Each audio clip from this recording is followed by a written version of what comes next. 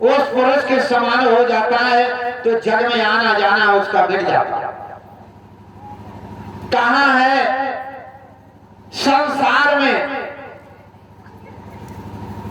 जैसे बूंद सिद्ध में जाई रूप रेख मिट जाई, जैसे समुद्र में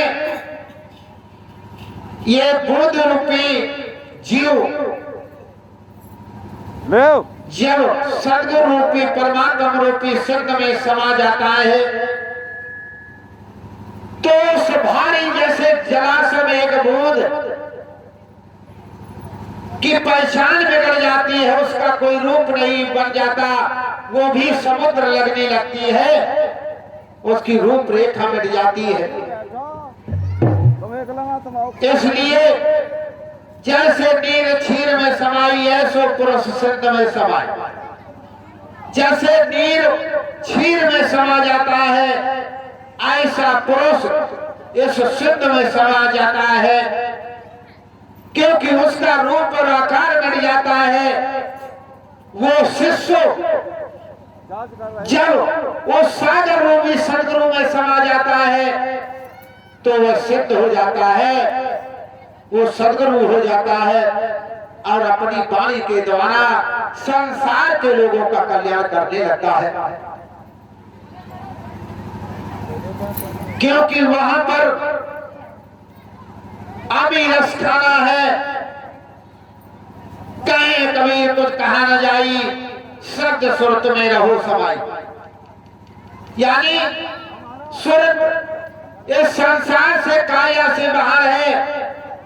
जब शब्द सुरत में लगा दिया, उस सुरत को ईच करके उसमें जब लगा दिया है तो आज वो पुरुष अखंड अखंड सिद्ध में जाकर के समाया और आप ही आप में समा जाता है। मेरे भाई, इसी प्रकार मेरे भैया आइए इसके बाद हमारे गीता शास्त्री के फिर से प्रवचन होंगे।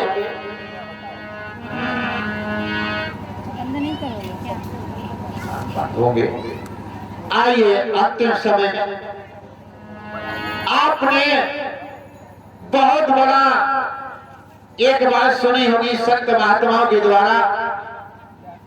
इसीलिए भैया बूंद रूपी जो संसार बूंद रूपी है वो परमात्मा के ढूंढने के लिए सिद्ध में समाने की कोशिश कर रही है, लेकिन सिद्ध जब विद्ध में समा जाए उसका भेद कोई जानने के लिए तैयार नहीं होता है।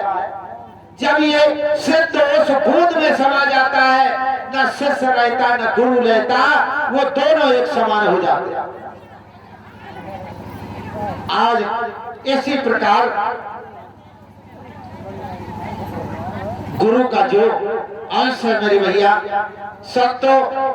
सतगुरु जब शिष्य के उसमें समा जाता तो शिष्य रह जाता गुरु, वो सदगुरु हो जाता और अपनी मन वाणी से सारे संसार को अपने वश में करता है।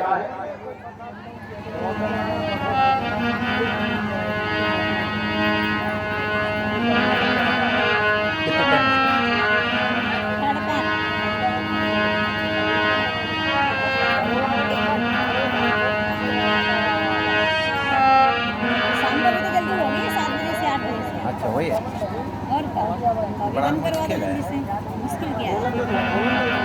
बड़ा मुश्किल है। आइए इस काम में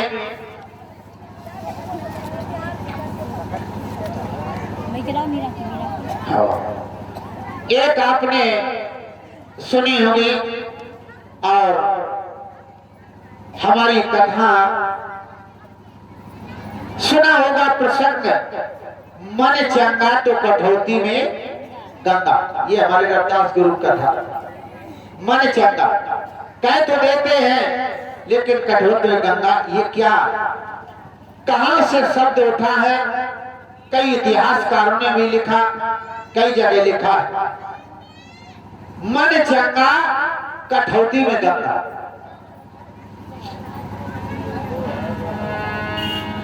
एक समय की बात है जब रविदास जी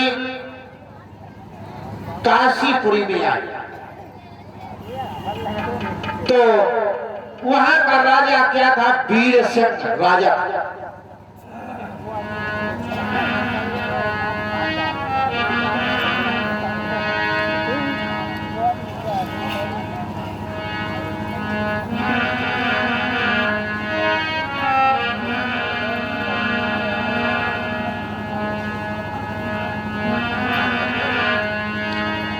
तो भाई वीर सिंह भोपाल अरे चले धर्म के साथ, अरे मेरे भाई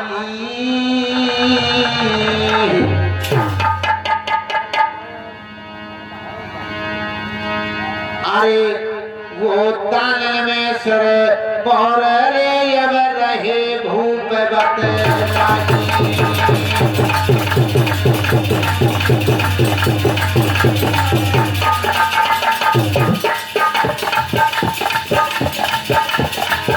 वो चले धर्म के साथ, अरे रहे नींद के साथ, अरे मेरे भाई, अरे मेरे भाई।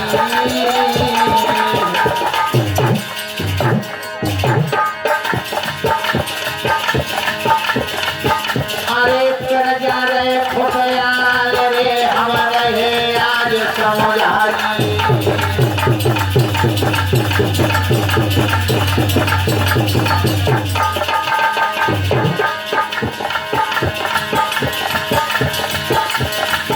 वो मिर्जा थी खुफयाल, अरे सुनाओ हाल समा के भाई, समा के भाई।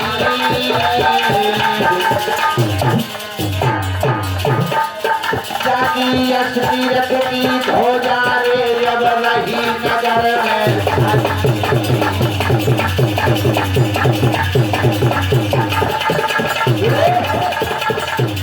बहुत बढ़िया राजा वीर सिंह था। तो उसका दरबार सजा हुआ था। उसका मंत्री कहने लगा महाराज हमें गंगा नहाने को मन है। तो कहने लगे चले जाओ। तो राजा वीर सिंह के मंत्री ने अपने 4 पंडित भाई और लिवाया और जा करके गंगा स्नान के लिए चल देते। उसी रास्ते से होकर निकले जहां रविदास जी आसन लगाए हुए बैठे। तो रविदास जी ने देखा तो कहने लगे भैया कहाँ जा रहे हैं? कहने लगे अल्ले हम गंगा नहाए हुए को जा रहे हैं। तो रविदास जी कहने लगे भैया जा रहे तो एक बात है, आप जा रहे लेकिन हमारे कष्ट कर लो। 1 टका हम देते हैं और गंगा मैया को दे देना। यदि हाथ उठा कर ले तो लेना, अगर हाथ उठा कर ना ले तो वापस कर देना।